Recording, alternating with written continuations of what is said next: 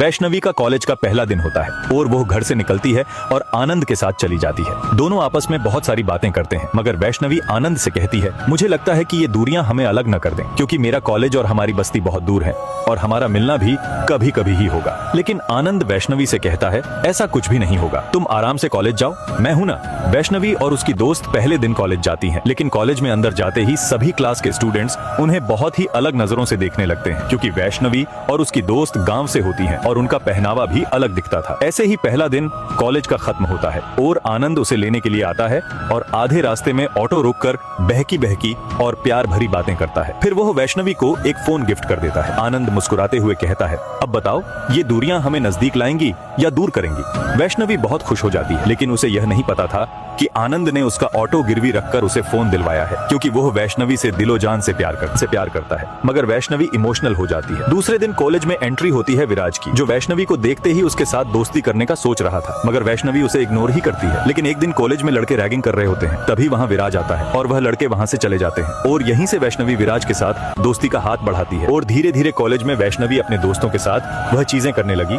जो उसने कभी ट्राई भी नहीं की थी। एक दिन उसके दोस्तों ने फैसला किया कि वैष्णवी का लुक चेंज कर देते हैं। फिर देखते हैं कौन हंसता है वैष्णवी पर। वे उसे नई ड्रेस दिलाते हैं और उसका लुक पूरी तरह बदल देते हैं। एक दिन आनंद वैष्णवी को लेने के लिए आता है और वैष्णवी चुपके से उसके ऑटो में बैठ जाती है, क्योंकि उसका लुक पूरी तरह बदल चुका था। मगर आनंद कहता है, तुम मुझे देखकर चुप क्यों रही हो? तभी आनंद उसे देखकर बहुत गुस्सा हो जाता है। वैष्णवी आनंद से कहती है, मेरा नया लुक कैसा है? मगर आनंद को यह सब बिल्कुल भी पसंद नहीं आ रहा था। वह सोचने लगता है कि वैष्णवी अब धीरे धीरे बदलने लगी। अभी वैष्णवी प्यार से कहती है, आनंद, मुझे मेरे दोस्तों ने शाम को पब में बुलाया है, मैं जाऊं क्या? ये सुनकर आनंद को बहुत गुस्सा आ जाता है और वह ऑटो रोक देता है। आनंद वैष्णवी से कहता, तुम इससे पहले कभी पब में गई हो? तुम्हें पता भी है पब में क्या होता है? लोग पिलाते हैं और लड़कियों के साथ गलत करते हैं। मैं तुम्हें आखिरी बार कह रहा हूँ, तुम पब में नहीं जाओगी तो नहीं जाओगी। मगर वैष्णवी यह बात मानने के लिए राजी नहीं होती और गुस्से में वहाँ से चली जाती है। शाम होती है, उसके दोस्त उसे लेने के लिए आ जाते हैं और वे सभी पब में चले जाते हैं।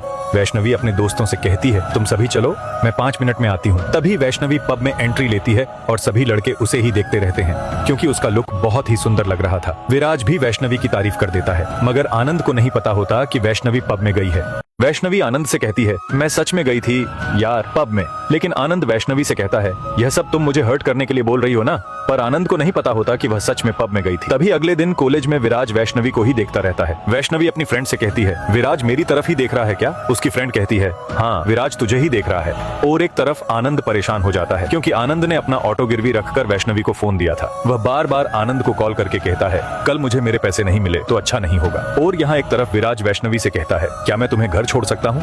मगर वैष्णवी की दोस्त ना कहती है, लेकिन वैष्णवी नहीं मानती और अपनी फ्रेंड से कहती है, आनंद से कहना कि मैं अपने फ्रेंड के साथ घर चली गई। आनंद वैष्णवी की फ्रेंड को कॉल करता है और कहता है, वैष्णवी मेरा फोन क्यों नहीं उठा रही? लेकिन वह भी उसे झूठ बोल देती है, क्योंकि ऐसा कहने के लिए वैष्णवी ने ही कहा था। इसी बीच वैष्णवी को विराज आईफोन गिफ्ट कर देता है। पहले तो वह मना कर देती है, मगर बाद में फोन ले लेती है। और एक तरफ वैष्णवी बहुत खुश होती है और दूसरी तरफ आनंद को बहुत परेशानियां झेलनी पड़ती। आनंद बहुत परेशान हो जाता है। तभी वहाँ पर वैष्णवी आ जाती है और आनंद से कहती है, तुमने जो मुझे फोन दिया था वह तो इस आईफोन के सामने डब्बा लग रहा है, पास आ जाओ, हम सेल्फी ले लेते हैं। मगर आनंद बहुत दुखी होता है, क्योंकि उसने अपना ऑटो गिरवी रखकर वैष्णवी को फोन दिलवाया था, लेकिन उसका दर्द वैष्णवी नहीं समझती और वहाँ से चली जाती है। रात होते ही आनंद वैष्णवी को कॉल करता है और कहता है, हमारी जगह पर मिलने आ जाओ। तभी वहाँ पर वैष्णवी आ जाती है। आनंद वैष्णवी से कहता है, तुम्हें पता भी है मुझे जिंदगी में पहली बार किसी ने मारा है, वह भी सबके सामने। मुझे कितना दुख हो रहा है ये तुम नहीं समझ सकती। आनंद बहुत ही रूठे हुए अंदाज में बात करता है। दूसरे दिन वैष्णवी फिर से अपने दोस्तों के साथ पब में चली जाती है। उधर आनंद माफी मांगने के लिए उसे बार बार कॉल करता है, लेकिन आनंद ने उसे जो कुछ कहा था उसे सोचकर वैष्णवी अचानक विराज को किस कर देती है। सुबह होते ही वह विराज को फोन करके कहती है,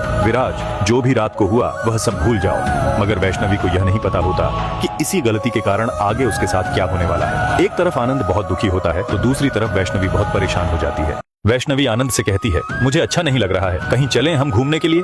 तभी आनंद और वैष्णवी दोनों चले जाते हैं। वैष्णवी आनंद से कहती है, आनंद मुझे ऐसी जगह पर लेकर चलो जहां सिर्फ हम दोनों ही हों। तभी दोनों मूवी देखने के लिए चले जाते हैं। लेकिन मूवी के दौरान वैष्णवी आनंद से कहती है, आनंद मुझे किस करना है? मगर आनंद वैष्णवी से कहता है, तुम मुझे परख रही हो ना?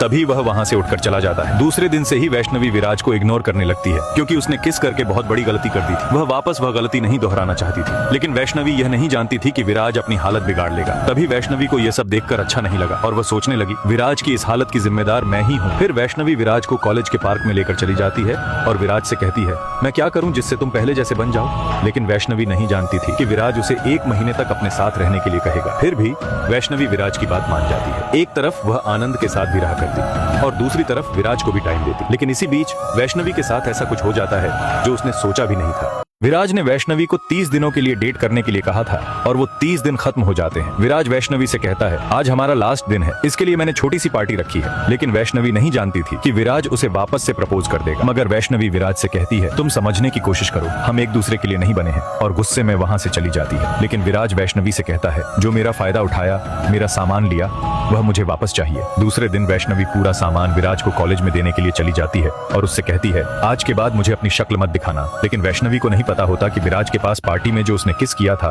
उसका फुटेज है। तभी वैष्णवी विराज से कहती है यह फुटेज डिलीट कर दो प्लीज, और कॉलेज से बहुत परेशान होकर बाहर आ जाती है। एक तरफ आनंद उसे बार बार कॉल करता है और वैष्णवी इस टेंशन में बहुत ही दुखी रहती है। मगर एक दिन वह अपनी फ्रेंड से सारी बातें कहती है। उसकी फ्रेंड कहती है मुझे तुम्हारी प्रॉब्लम समझ आ रही है, मगर तुम्हें इस प्रॉब्लम से निकलना है तो एक काम करना होगा। उसकी फ्रेंड कहती है तुम्हें विराज के साथ सोना होगा, तुम्हारा भी काम हो जाएगा और उसका भी।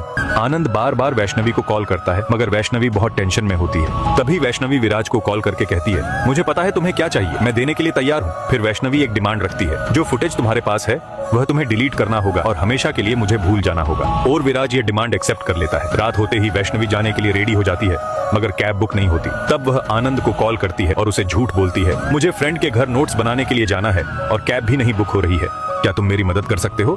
आनंद बिना सोचे समझे वैष्णवी को विराज के घर छोड़ देता है। लेकिन उसे पता नहीं होता कि वैष्णवी उससे झूठ बोल रही है और विराज के साथ रहने जा रही है। मगर वैष्णवी मजबूर होती है और उसे यह गलत कदम उठाने पड़ते हैं। मगर तभी आनंद वैष्णवी को चुपके से फोन करता है और वैष्णवी यह विराज से कहकर चली जाती है कि मेरे भाई का फोन आया है। मगर वैष्णवी यह नहीं जानती थी कि विराज और आनंद दोनों यह सब बात फोन पर सुन रहे हैं। आनंद मिलने के लिए वैष्णवी को बुलाता है और तभी थोड़ी देर बाद विराज भी पीछे से आ जाता है। वैष्णवी को समझ नहीं आ रहा था कि क्या करे, क्योंकि दोनों के साथ गलत किया था वैष्णवी ने। लेकिन विराज को वैष्णवी कहती है तुम यहाँ से चले जाओ, मैं बाद में सब समझा दूंगी। और यह सब आनंद देखकर अंदर से पूरी तरह से टूट जाता है और रोने लग जाता है, क्योंकि आनंद ने क्या कुछ नहीं किया था वैष्णवी के लिए और यह सब आनंद नहीं देख पा रहा था। वह वहाँ से जाने की कोशिश करता है मगर वैष्णवी उसे रोकती है और विराज को जोर से थप्पड़ मार देती है। वह विराज से कहती है मैंने तुम्हें कहा ना तुम चले जाओ, मैं बाद में समझा दूंगी। तभी विराज गुस्से में आकर वैष्णवी के साथ मिसबिहेव करता है मगर आनंद विराज का कॉलर पकड़ लेता है। तभी विराज उसे कहता है अभी वैष्णवी तुम्हारे कोई काम की नहीं है, एक रात मेरे साथ सो चुकी है। और आनंद पूरी तरह से अंदर से टूट जाता है। मगर दोनों नहीं जानते थे